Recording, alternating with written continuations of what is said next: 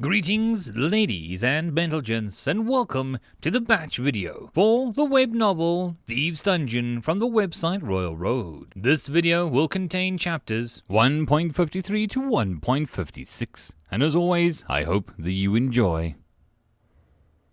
Chapter 1.53 Aftermath.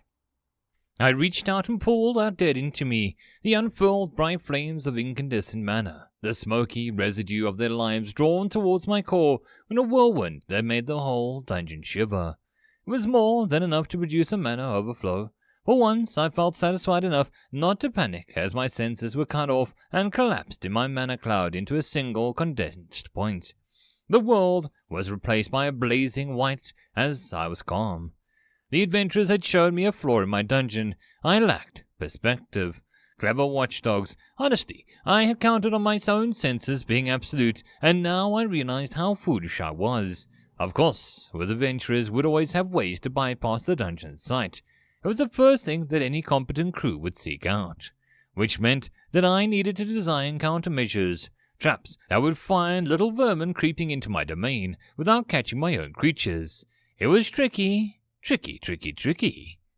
You have created a crowd of inquiry. Once a week, the wearer may ask a single question and force the subject to answer it truthfully. A clink of metal sounded as the crown materialized above me, dropping over the tiny gem that housed my consciousness. It was a circlet of braided silver with rising points of crystal. Beautiful, icy crown that gleamed in the dark of Argent's layer. It was a fantastic prize. For someone, city of liars, being able to rely on even a single answer meant that a light in the darkness. As my cold, ethereal mana flowed back into the dungeon, expanding my senses once more, I took stock of the damage left by the incursion's wake. It was fairly light on the western boundary, only the spiders suffering any real losses. They would recover in time on their own. Towards the east, my orchard had been hacked apart, the painstaking webs of the fishermen's spiders ripped down, and fires lit amongst the mangrove trees. Blood had drifted through the waters, and the survivors of the dead man's rush sat on the shore, shivering, wet and afraid. A few of them had made it rich today. Golden fruit was clutched in their shaking hands. Most had come back with nothing more than their own lives, and knew gratitude for that. As they watched the strange world where they were faced to death began to reform, the tears in the layer of the floating lilies and the covering the lake were stitching together as new flowers blossomed, growing with incredible speeds. At last, the flash of grey, slime-covered scales was visible as the hulking monstrosity of the abyssal shark was laid to rest under the blanket of flowers. And I began my endless work. I had long ago taken the somnolent blooms as one of my only 3 schemas. It was an impulsive decision, but since selecting the schema reforged the inner pathways of the organism, it meant that I could mutate the breed more freely than common dungeon monsters. Now I would build them into the alarm system for my territory, developing a new crossbreed with the traits from the carnivorous Nematocelia mushrooms. The results were clusters of long, thin wisps that slowly stretched through the air like grasping tendrils. The color of a pale undersea fish, they added something unearthly to the ravine, looking like they belonged to the bed of an ocean instead. Clustered on their waving arms were scatterings of small, sticky spores that created a uniquely fragrant perfume. The spicy earthen stuff that reminded me of wood smoke. Anything that touched him would come away coated in the spore and scent. That alone would make them obvious to the creatures of my dungeon. And to add a visual cue, I altered the tendrils to retract into the ground when something brushed against them. Fainting mycelium, shy to a fault, this frail species serves as a useful method for detection for invaders, shrinking away from the slightest of touch. It cost me a little to spread them, thanks to schema, and I quickly layered the thick fields of pale mushroom tendrils throughout the ravine, and in between the roots of my mangroves. I frowned and I began to alter them a little more, making the tops curl into fronds that glowed with a faint blue light. Now they looked properly beautiful, the sea of spiriforms full of pulsing bioluminescence. It was a fine addition to my dungeon. The last bit of work to be done was tending to the real fish. One of them had finally eaten its fill, reaching the point of evolution. Your creation is undergoing evolution. During this time, mana you give to them will be more effective, and they will be easier to shape. Choose a path. Ink eel common, infused with the magic of shadows. The ink eel exudes a cloud of darkness when threatened. Placidermi common. Born from an age long past, this armored beast can grow to behemoth sizes. Heavenly bride rare. Attuned to the heavens, this peaceful creature accumulates fortuna all its life, bestowing its good long upon those who devour it. Angler of the Styx rare. Born of the waters of the underworld, this lurking predator rips souls from its victims to absorb their mana.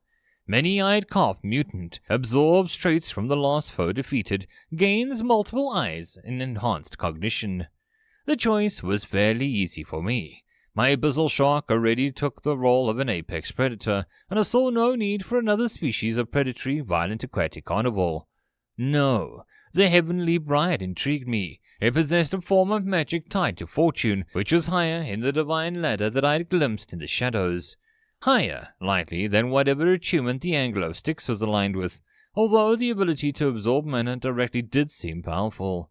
Making my selection, I watched as the amber chrysalis hatched to unleash a beautiful, elegant creature, with a slender form that trailed diaphanous trails of long, billowing membranes and translucent silver. Its scales were rich orange and the midday sun dotted with white, as if passing through the clouds, with the metallic red tinge and flashed under the waters. I set about making a new environment for them, hollowing out the wide open pond in the garden of the glass bells, separate to the muddy tunnels where the real fish lurked. I layered the bottom with a pale, even-sized stones, all of a light blue color, giving the sun-patterned fish a blue sky above which to swim. A few lilies were to lure in the insects and frogs to feed on. But there was something missing. I felt a certain artistic intuition, a need for a finishing touch. I raised a pillar of stone from the pool center, and I began to sculpt. "These 5, Avery declared, lifting her voice above the clamor of the masses. They were near rioting, a furious cloud of anger storming down upon her at yells and the pelting of bits of garbage that were hurled at the stage. She had cut off access to the tower. After another 2 days, 11 of the available 20 positions were on the 3rd floor, waiting. 4 were on the 2nd, leaving only 3 doors that were the tower's base. As the crowd fought to be the next to enter, Avery had gathered troops from the Governor's Kedlin's Guard and her own loyal contingent from the Adventurers Guild. They had crashed into the fray like a brick through a window. An organized formation versus a mob. Truncheons and whips beat back the disorganized challengers. And just like that, Avery had control over the city's great fortune. Even now her guards dispersing the miniature village of spiraling tents and merchant pavilions that had sprung up around the tower, laying waste to complex industries that had surrounded the challengers, from supplying them with necessities of food and sleep to trading for the trinkets that they brought back from the triumphs. Tomorrow, new order would begin. Only her adventurers would qualify to enter the tower. Only Avery would hold the keys to prosperity. Today, she would have to endure the crowd's anger. But tomorrow, they would be lining up outside of her guild. These 5, she reiterated, were amongst the first to reach the 3rd floor. In honor of their bravery and strength, I wore them each a gift. Malvet walked alongside her bearing a silk-lined coffer containing dozens of tiny bottles. Each one sparkled like it was full of starlight, a faint blue elixir sloshing in the teardrop-shaped vials, the stoppers in the shape of an institute seal, a gift to help them conquer the dungeon where true riches await. She had refocused on the fiasco, take the energy of the crowd the furor of the city was in, and redirect it towards the threat lurking under their feet, a threat to her and more than anyone else. Sufi hadn't even tried to stop Avery and Kedlin from taking control of the tower, although the old crone Cathara was watching from the stands all the while. No, everyone of real importance knew the dungeon was what mattered. She simply needed to wake the common people up to that, to direct them, poor lost sheep that they were. And if they resented her for it, well, being an adult in the room always had the thankless task. She presented a vial to the first in line, a golem-armed man named Nim. She smiled as she pressed the fatal poison into his palm. One by one she handed out the deadly gifts. To the twin mages, to her own loyal steadfast Jacon, to the dwarf with one of 7 stone cudgel. As she reached the end of the line, a messenger was waiting for her. Thrusting up a letter sealed with the half-hand crest from the edge of the stage, she bent down to take it, melting away the wax with a wisp of flame. Avery's face soured immediately as she read the contents. Her smile flickered for a moment, and she looked up to the tower, where flames burned in her eyes and 2 statues on the 4th floor. Just 2. Nobody else had made it past the bottleneck of the 3rd layer. She could only hope that they were capable of another miracle. End of chapter. Chapter 1.54. Ash. Kobuchun felt the dungeon's mind retreat from his own, drawn by matters elsewhere. He was to stand on his own against 24 armed men. The unicorn bucked its head, sending the chieftain sliding off its horn. Blood and soot ran from the wound pierced through his stomach, but the man was still alive as he landed on the ground, still clutching his sword and billowing smoke. "Fricking hell! Kill him!" he gasped out. The dead men burst into action. Kobuchun lunged forward to protect the unicorn, taking a hatchet across the back. The axe blade chipped and rebounded against the necklace armor. They swarmed down upon him, galloping past their horses. Another blow slammed into his gut and took the wind out of him. The mace swung towards his head, but he narrowly lifted his arm in time to deflect it. The impact jarred him down to his bones and left his already injured hand numb. Grit swirled through the air as dozens of hooves kicked up just settled ash from the burning village. His head swam with the sound and the motion, unable to keep track of the dozens of bodies moving through the clouds of soot. Shadows charged at him through the billowing ash. Kobuchun caught a man mid-charge, ripping his stomach open and galloping past. The man dropped from his saddle, foot caught in the stirrups, and the corpse dragged behind the horse as they continued to run. A sword caught Kobuchun across the cheek, crashing out a deep wound and a spill of blood that pained his face. The unicorn slammed into the rider's horse, goring the beast across the horn and sending it to the ground, thrashing and kicking. "We have to retreat." Already the chieftain was fighting his way to his feet. Blood and fire gushed from his belly in equal measure, but he stood. "Your horse has fighting spirit, got me bleeding." And he laughed, a mad bark of snorting laughter that gushed out of him as the embers burned around the edges of his wound. Kobuchun caught a spear and levered it up to rip the man gasping at the other end free of his horse. Lifting the weapon, he cracked the man's skull with the haft. The twist and the blade and scythed through the air, slicing open his throat. 3 men lay dead around him, a 4th pinned beneath the dying horse. He flung the spear and watched the 5th topple from his steed. They wheeled around him, their horses stamping up flying clouds of ash. The ash came running forward. Something smashed into his shoulder, a spear cut through his leg, and he lifted up both hands and protected his face. And an arrow sunk into his gut, landing between the seam of the armored nacre plates that guarded his soft flesh beneath. He felt blood spew forth and a spreading wet heat that left him feeling nauseous. The point where the arrow had pierced was searing pain that made his head spin. Ash clung to his tongue and filled his lungs, the thunder of hooves all around him. The unicorn was at his side, lying its horn across his wound. A gentle light filled him, like a star that was within his chest, radiating soft warmth throughout his body. The wounded flesh sealed up around the arrow's shaft. Together they fell into a fighting retreat, Kobuchun lashing out with his bladed hands at anything that came close. The unicorn diving into the fray with a horn held down to pierce through the side of flesh alike. The flower of the goddess had given him was safely hidden away, tucked into the nacre pouch in his underbelly. 1, then 2 more men died to Kobuchun. His touch was simply glided through their flesh and pulled out the red ribbons of blood and viscera. In exchange, he took a blow to his arm that bent it crooked, tearing the joint free from its sockets. The limb hung useless now, and he made it maybe 200 feet more from where he stood. He was not as a fast creature at the best of times. His bulky, strange body, his missing legs, all slowing him down, and now he had to stand for a fighting retreat, devoting his attention to shielding himself from the blows that rained down from the marauders' charge past. Each time he was battered and swung about, steel and iron cracking against his segmented armor of pearly nacre. It was useless to hope to reach the ship, but rushing towards him were the survivors of Serpentine's raid and the silent market. 5 nacre spiders crested over the hill at Kobuchun's back, and the dead men roared in a bloodlust as a new foe came scuttling down the hillside to meet them in battle.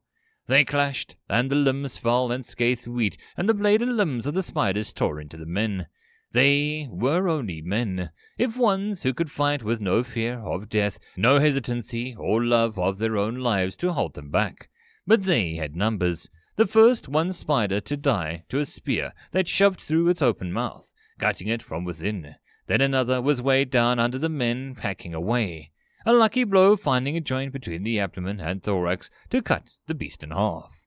In the moments of the battle was turning inconclusively against the dungeon's forces, and all the Kobuchun could do was fight his way up the hill and leave the spiders behind to hold the line.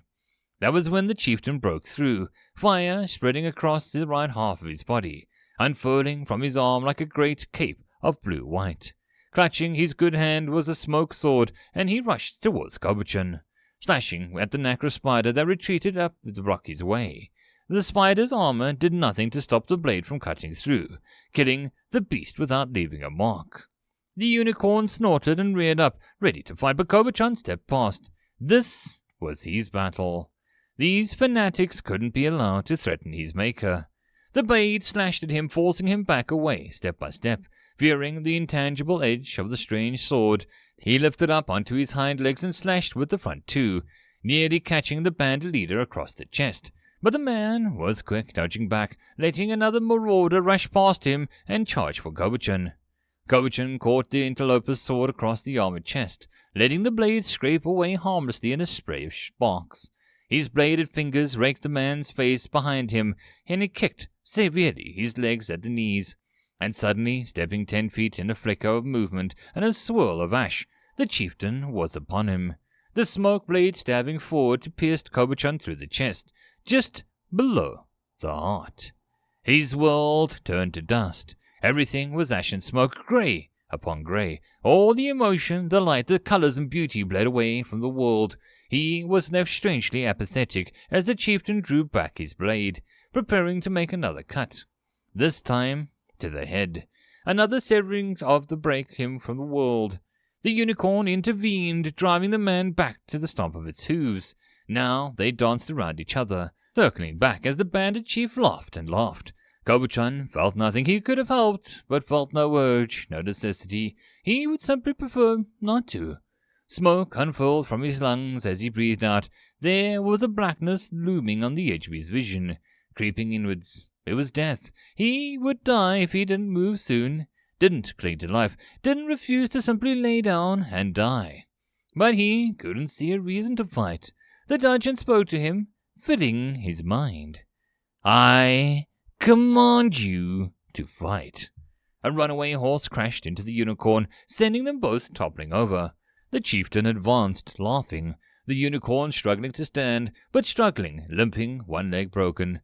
Kobuchun hesitated, and still did nothing.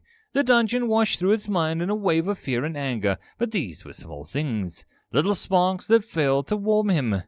Fleeing in the smoke or the clamour of his stillness, a ladybug landed on his bleeding face.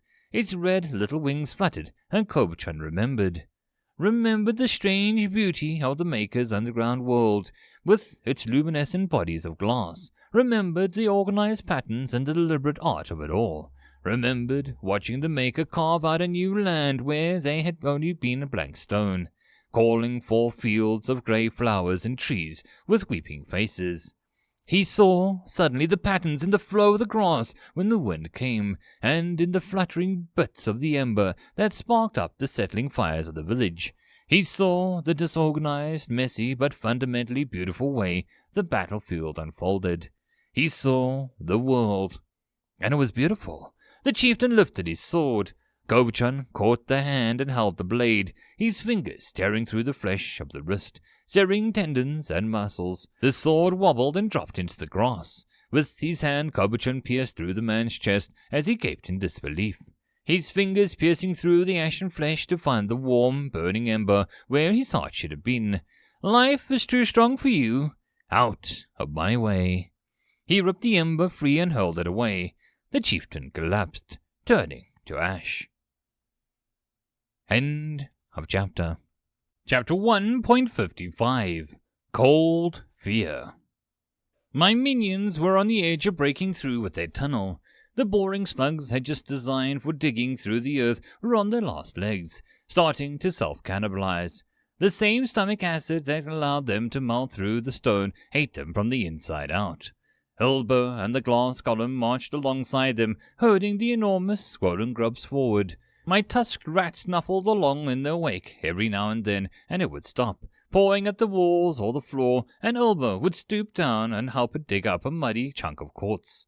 Now I was sending frantic signals for them to hurry up. They would surface soon, and they chose to the lake where the serpentine was moored, and close to the battle between Kobuchon spiders and the Man of Ash. The glass golem had lost its spear in the fight with the silent market, and now bore the twin blades that she'd taken from the merfolk squaw dancer. Silently, it leaned down and offered one to Ilbar. The little orc took it with shaking hands. I still didn't understand why these creatures, by the head of the dungeon, another soul of creation, decided to make such ugly, primitive things. I saw no use for the little pig-toed runt that stood there shivering and malformed. He clung to his sword as if it was a child's talisman, to ward off monsters under the bed, instead of a weapon meant for cleaving flesh. A crack of the light shone through her head, widening up as the boring slugs lifted their slimy heads and gnawed the liquefied stone away. Stone cracked and fell from the rift like the ones of an eggshell breaking, and the slugs spilled out into the open day, oozing through the breach. They were through. My glass golem pushed its way through and weakened stone, clambering out into the sunlight with Ilbar all but clinging to his heels. It turned, sensing through the Kobuchon was in trouble, and vaulted off, as agile and as swift as a backwards bending legs was a gazelle. I could have wished for it at my side when the adventurers came, but I was glad that I had sent the glass fawn off to meet with Kobuchon. Right now, his help was sorely needed. Kobuchon had one arm dislocated and several bleeding cuts. He had no choice but to hold his ground now, defending the unicorn that was unable to climb to its own feet. And his carapace was beginning to crack, the flesh underneath bruised to a pulp under the hail of blows, and to the dire situation swept the glass golem. It let out a high, keening noise, the sound of a glass blade cutting the sky, and the Men of Ash clutched their heads, and the sense of balance vanished, sending them to the ground. Before they could rise, the two of them had died, chopped nearly apart at the neck and the midsection. The blood couldn't even cling to the flashing sword. Men fell apart in showers of ash as the glass fawn charged over to Kobuchon, blade dancing in circles and reverse circles, flicks of decapitating chops. The golem was one-man army breaking through the ranks of the dirty, ash-streaked bandits that were teaching them a meaning of fear. The survivors scattered to the winds, fleeing in all directions. It was bad luck that Ilbar came over the hill, blindsiding a fleeing marauder. There was a frozen pause, they both of them horribly surprised, and then the man unstuck himself first, lashing out viciously with his axe. The blade caught an Ilbar across the face and whipped him from his feet, sending him crashing down, split open to the bloody oozing red from the mouth blow. Ilbar opened his eyes. His eyes! No matter how much he insisted, how much he tried to fight to open his right eye, it wasn't there. Not anymore. He could feel the horrible, splitting pain across his face, the brand of fire that spread sickly, wet heat as it oozed horrific amounts of blood, his broken mouth feeling like a metallic taste. There was no part of his face that could move without hurt. Every motion twisted agonizingly at the break in his flesh, and retreated in pain, a fluttering motion that agitated the wound further. His one eye stared out at the world, full of horror and spilling up with tears.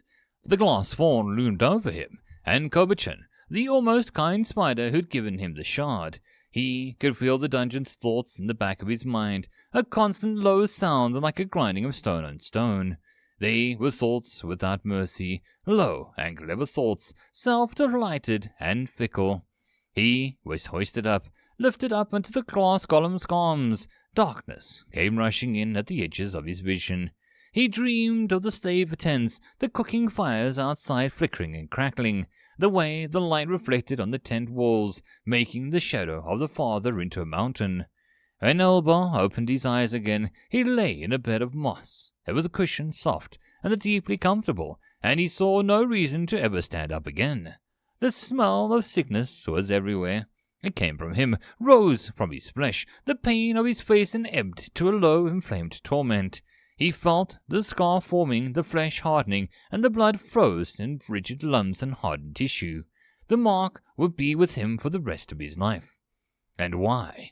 All of his life he'd been afraid, and it had spared him nothing. The slaves who bent and scraped still caught the whip, and at the moment when the fear should have told him to run, to fight, it had paralyzed him instead. So many nights he had listened to his father rant in a mad-eyed fury about the cowards and the weaklings, feeling trapped in his own skin, knowing that he was the worst of them all, knowing that his father only loved him out of duty and that he was an embarrassment. Now he knew why. Because fear, this kind of fear at least, was useless. Hot fear made men run and maybe live another day, but there was a cold fear too. A deep, gnawing dread, and it had never helped. Never spared him a single moment of misery, only held him in place, waiting for the next blow of the whip, the next fall of the axe. Useless. A blade lay in the moss beside him. Elbar reached out for it, rolling. He managed to get to his feet, lurching like an unsteady ship at sea. He found the glass golem standing guard nearby, as still as a statue. I want to learn how to fight, Elbar gasped out. His thin strength failed him and he fell. The golem's cold and lifeless arms lifted him from the floor. The exertion of standing had left him woozy. White spots burning in his vision, the golem laid him back in bed. But this time, curled in his arms around the sword. It was a promise then. He'd learn the sword. He'd be a warrior, if he lived through the night. The darkness came for him, rushing in to send him back to the fevered dreams, and Elbar had no strength to waste on being afraid. End of chapter. Chapter 1.56. Stories, old and new. Up in the rafters the little golem sat, contemplating how one might forge song into iron, how it might tell those grand tales of halls, the lights flickering amongst the arched stone like the stars. Ancient memories still drifted through it. It thought of the stars amongst the dome of the sky. Another song drifted through the little golem. The melody rose through the ash-covered stone floor, rose up from the earth to meet the heavens. It was a dirge sung, with sorrow heavy enough to weigh down the flames. Something important had happened. Something important had been lost. But grasping it was like trying to seize the wind. How to show it? The little other songs, there was an intangible quality to it that felt impossible to represent. The golem looked up. A small rat was in the rafters with it, left paw frozen mid-creep, looking both suspicious and vaguely familiar. She had a silver coin in her mouth, and for a moment they both watched each other. The rat gently dropped the coin, pushing it towards the golem, and then scampered off with the pigeons looking on. Slowly the golem rose, then seized the coin and held it aloft. Inspiration came slowly, creeping into its mind as the wind whispered in the rafters. As it shaped the next piece, willing the two metals to twist and move, the golem thought of how the old dwarves solemnly chanted by the fire, speaking in whispers, glancing up at the constellations. There was a beauty in shared grief, a beauty and a shared bond that they shared. When the ring emerged from the crucible, it still held the crude outside, but within the rough, twisting iron were holes where the silver glimmered. It still had no justice to the memories, to the songs that even now slipped like rain into the earth. They fled from the creations, for again, it was flawed. It could not be what it needed to be. The golem stared at the discarded ring for a long time, until a soft squeaking made it turn. The rat had come back. It crept forward, sniffing at the ring, considering it, her whiskers twitch, beady eyes examining the craft with care. Then it ran off, flawed in its eyes of others too. Then the golem watched it go. It felt like a surge to forge to shape again, to feel the mind wrapping around the iron. It couldn't think of what to make. So it sat, listening to the old songs by the fire, as the night in its memory passed with a synchronicity with the night of the moment. As I watched Kobachan, watched the ash nibble and push the ash of our foe around, I considered my problem. There was simply too much magic that I did not understand. The invisibility spell, the incense, the door to the Everforest, and now the magic of another dungeon. One that made taking a path that was my antithesis. And there was Kobuchan himself. I had ordered him to pick up the sword and ember gem. It wasn't that I feared he might not. No, it was because those things were his antithesis too. Best to have one of the remaining Nacra spiders cover the items in a pearlescent spit and drag them along until I could learn from them. Learn what I was up against. The tunnels that would let me smuggle them back when were completed, granting me a new avenue by which to move in my underground empire. But there was a deeper, more fundamental problem, the problem of reaction. I was still reacting to each threat as it came, planning for what I already knew. I needed a plan for what I didn't know, or at least didn't know yet. I busied myself repairing the ravine ledge, attempting to reinforce it so that it wouldn't fall so easily to earth magic. The defenses by the lake were regrown. Soon, only black scars of char on the mangroves would be left as a hint of the battle that had taken place there.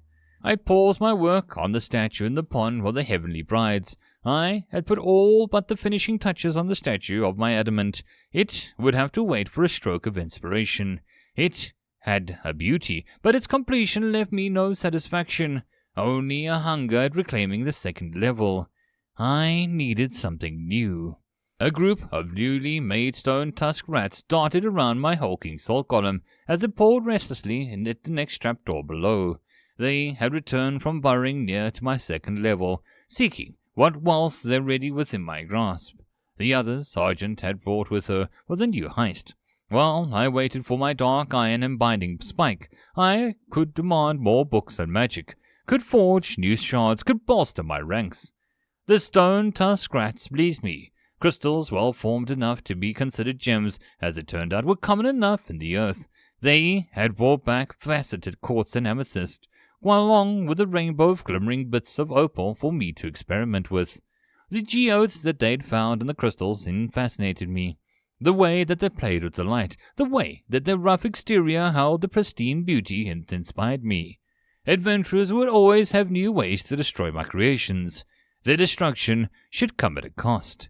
I started with one of my spiders, and then tried to replicate the type of mana I'd found in the pools below. I willed it to change into a thing of earth.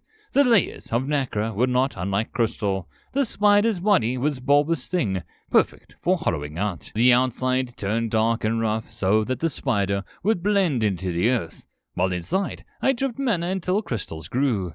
They were a different type of crystal, a calcite that other creatures used in their shells, but they were still a brilliant white that in the right light shone like fragments of the rainbow.